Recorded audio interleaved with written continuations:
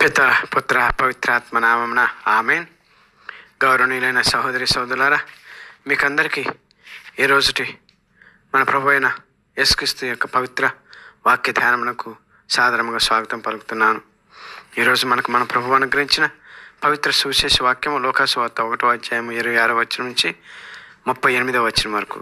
ఈరోజు ప్రపంచ రోమన్ కథోలిక సంఘం అంతా ప్రభు యొక్క మంగళవార్త మహోత్సవమును కొనియాడుతున్నది. ఈనాటి మన ప్రధాన వాక్యము, ఏలైనా దేవునికి అసాధ్యమైనది ఏదీనూ లేదు. లూకాసు వార్త 1వ అధ్యాయము 37వ వచనము. అవును గౌరవనీయులైన సహోదరి సోదరులారా, తండ్రి అయిన యెహోవాకు అసాధ్యమైనది ఏదీ లేదు. వారి శక్తి ఎంత గొప్పదంటే వారు ఒక్క పలుకుతో అన్నీ సక్రమంగా చేయవారు. ఎలా చెప్పగలమంటే, ఒక్కసారి ఆకాశమును పరికించండి, నక్షత్రములు చూడండి. ఏమీ ఆధారం లేకుండా, ఏ ఇతర నక్షత్రాల సహాయం లేకుండా నిరంతరాయంగా అవి ప్రకాశిస్తూ ఉంటాయి. దీనికి కారణం తండ్రి అయిన యెహోవా యొక్క సృష్టి రహస్యం. అవును, అందుకే తండ్రి అయిన యెహోవాకి అసాధ్యమైనది ఏదీ లేదు. ఇక యెహోవా మానవుల ద్వారా చేసిన అద్భుత కార్యాలు లేక మహత్కార్యాలను పరిశీలిస్తే, సహజంగా గొడ్రాలు మరియు వృద్ధురాళ్ళు ఎవరు గర్భం ధరించడం జరగదు. కానీ గొడ్రాలు అయిన ఎలిజబెత్తమ్మ గారు గర్భం ధరించారు. దీనికి కారణం తండ్రి అయిన యెహోవా యొక్క గొప్పతనం. అవును, తండ్రి అయిన యెహోవాకి అసాధ్యమైనది ఏదీ లేదు. సామాన్యంగా బాలికలు పురుషుల ప్రమేయం లేకుండా ఎవరు గర్భం ధరించరు. కానీ ఇక్కడ పవిత్రాత్మ సర్వేశ్వరుని యొక్క శక్తిచే కన్య మరియమ్మ పురుషుని ఎరుగకుండానే గర్భం ధరించింది. అవును, దీనికి కారణం తండ్రి అయిన యెహోవా యొక్క చిత్తం. అందుకే తండ్రి అయిన యెహోవాకి అసాధ్యమైనది ఏదీ లేదు.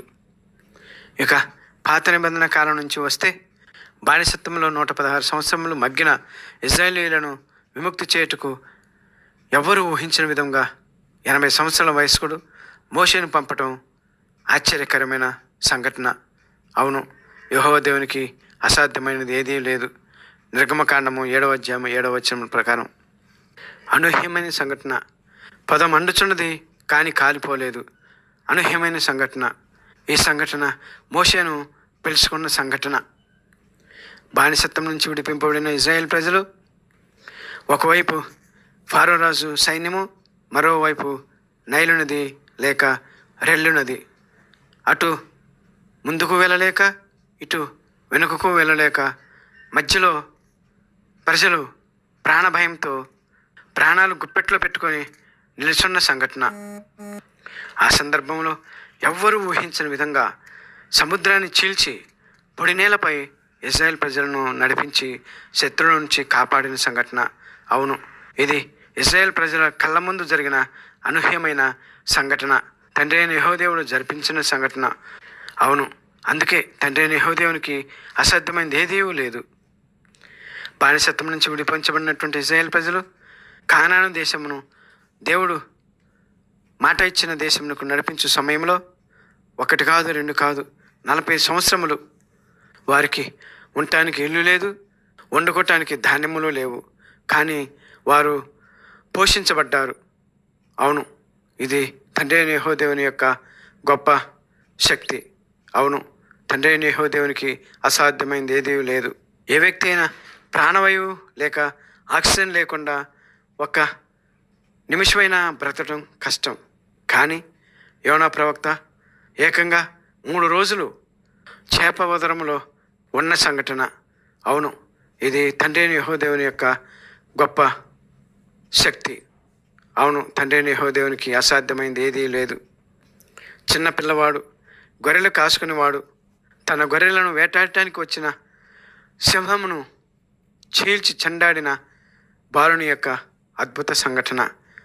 అవును, ఇది తండ్రి అయిన యెహోవా యొక్క శక్తి చేత జరిగిన సంఘటన. అవును, తండ్రి అయిన యెహోవాకి అసాధ్యమైనది ఏదీ లేదు.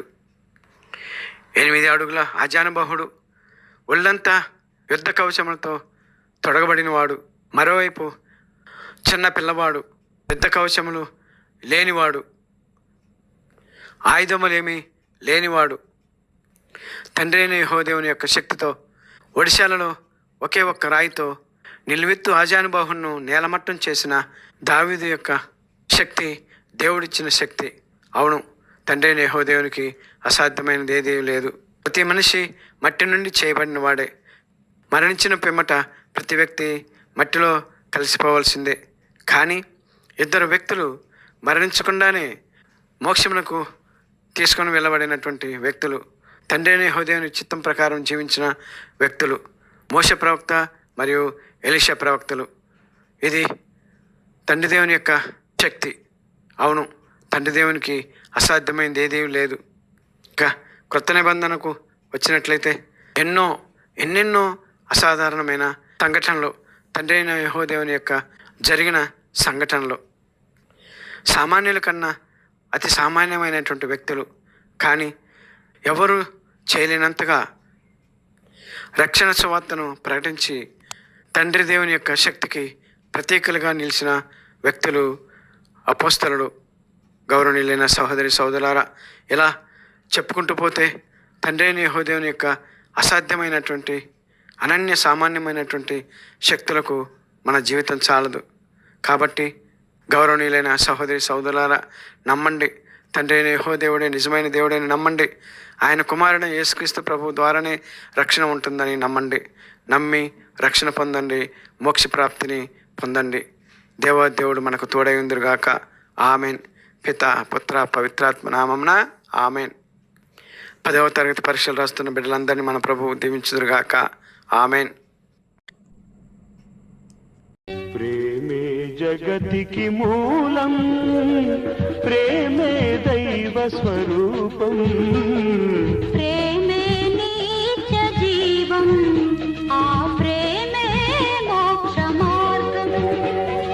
ప్రేమే జగతికి మూలం, ప్రేమే దైవ స్వరూపం, ప్రేమే నిత్య జీవం, ఆ ప్రేమే మోక్ష మార్గం.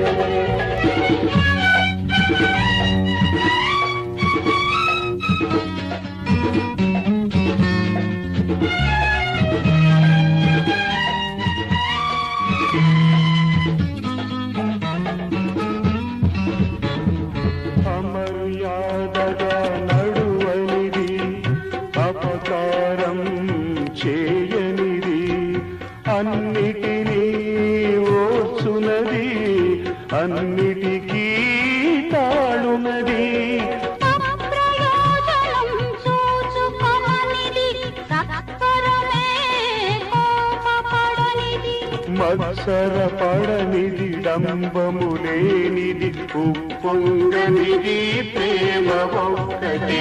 ప్రేమే జగతికి మూలం, ప్రేమే దైవ స్వరూపం, ప్రేమే నిత్య జీవం, ఆ ప్రేమే మోక్ష మార్గం.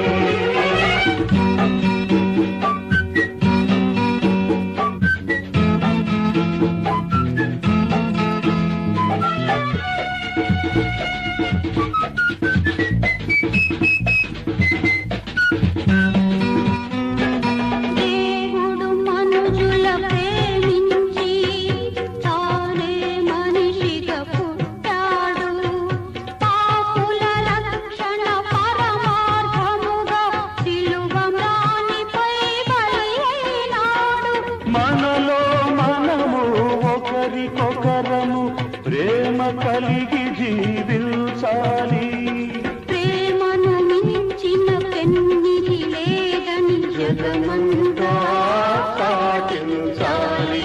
ప్రేమే జగతికి మూలం, ప్రేమే దైవ స్వరూపం, ప్రేమే నిత్య జీవం, ఆ ప్రేమే మోక్ష మార్గం, ఆ ప్రేమే మోక్ష మార్గం, ఆ ప్రేమే మోక్ష మార్గం.